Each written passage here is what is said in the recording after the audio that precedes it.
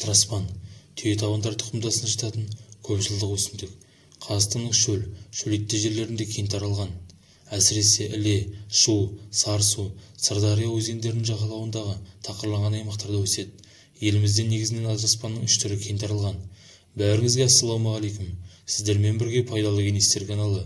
Сіздерге бүгін адыраспанның пайдасы туралы айтатын боламыз. Достар, айтпас бұрын видеоның соңына дейін көріңіз. Сіз естіген ақпаратты айтатын боламыз. Автордың еңбегін бағалап, қазақ контентті қолдап кетіңіз. Адыраспан өте улы өсімдік. Сондықтан да оны үй жағдайында, емдік тұрғыда ішке қабылдау аса қауіпті. Бұл өсімдіктің құрамында гармин, гармалин атты улы алкалоидтар, ал бұтағы мен гүлінде пеганин алкалоиды болады. Медицина ғылымының атасы Ибн Сина адыраспанды белдің құянын, сегіз көз ауруларын емдеуде таптырмайтын қасиеті барын айтып кеткен. Бүгінгі таңда халық емшілері адыраспанды қышыма, қотырысында әртүрлі тері ауруларын емдеуде қолданып жүр. Сонымен қатар адыраспанның қайнаған суын безгек, ұстама, жүйке ауруларымен ауырған адамдарға ішкізеді.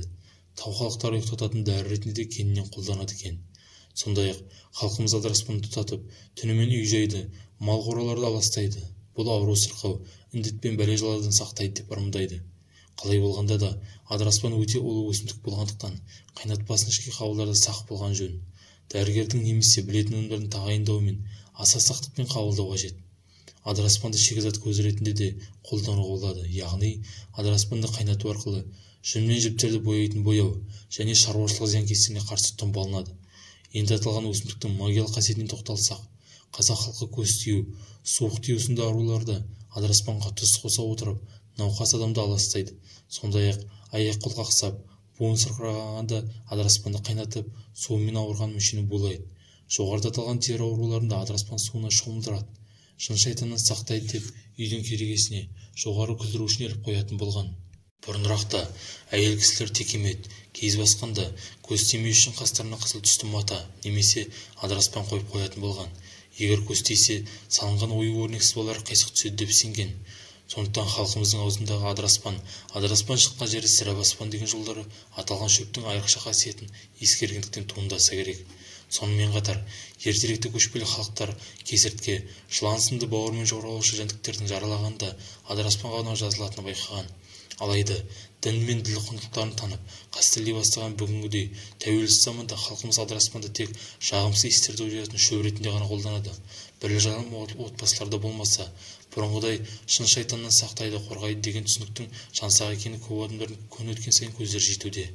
Дегенмен, дәстүрлі медицина адыраспанның шипалы қасиеттерінің жеткілікті екені ғылыми тұрғыда дәлелденген. Мәселен, радикулит сегіз көз ауруларын зардап шеккен адамға ұнтақталған құрғақ адыраспанның 50 грамын матадан жасалған дорбаға салып, үстіне қайнап тұрған су құяды. Аздан соң дорбаны сығып, белдің ауырған тұсына қояды. Сыртына грелка қойып, немесе жылы жауып байлап қояды. 30-40 минут ұстаған соң байлауын шешеді. Бұл әдісті күніне 4 мезгіл жасау қажет. Және алдыңғы пайдаланған дорбаны сол 4 уақытта қайнаған суымен жібітіп қолдануға болады. Және көру қабілеті төмен адамдарда адыраспан тұнбасын шараппен бал қосып емдейді. Және адыраспан жапырағын танып, булау арқылы ісікті қайтарады. Жүйке қояншы ауруларын емдеуде тістің қызыл иегі қабынғанда адыраспан тұнбасын пайдаланады. Адыраспанның сабағы мен жапырағы қайнатып, күнделікті мөлшерімен ішсе, талма, сал, шымшытты, суықтан болған ми қабынуы мен тарамыс ауруларына жақсы ем. 500 грамм шөбін 0,5 литр қызыл араққа қайнатып, күніне 30 граммнан бір ай ішсе, талма бастың созылмалы ауруынан айықтырады. Күніне 4-6 граммнан 15 күн ішсе, ревматизм ауруын басады. Оған жаншылған сығыр тұқымын қосып, жалғастырып ішсе, демекпен жазады. Тісті адыраспан шөбімен ыстаса, қақсап ауырғаны басылады. Сонымен қатар, ірі қара малдың қотырында осы адыраспан тұнбасымен жуып емдеген. Ал фармакологияда адыраспанның дайындалған дәрілер қабыну, бас ауруын, зәр шығару, жүйке жүйесін реттеу, ішек құрттарын өлтіру үшін қолданылады. Адыраспанның құрамындағы гармин, пеганин қан қысымын көтеріп, асқазан жүрек жұмысын баялатады, тыныс алуды жиілетеді. Халқымыз адыраспанда ерекше қасиетті киелі өсімдік деп, оған ерекше мән берген. Тіпті өсімдікті жыларда оны айрықша әдеппен жинаған. Біріншіден, әбден пісіп жетілгенде, екіншіден, тек ер адамдар ғана жинауға рұқсат етілген. Үшіншіден, адыраспанды жинайтын кісі тазаланып дәретпен ғана жұлған. Адыраспанның тағы бір ерекше шипалық қасиеті өкпе ауруларына ерекше ем.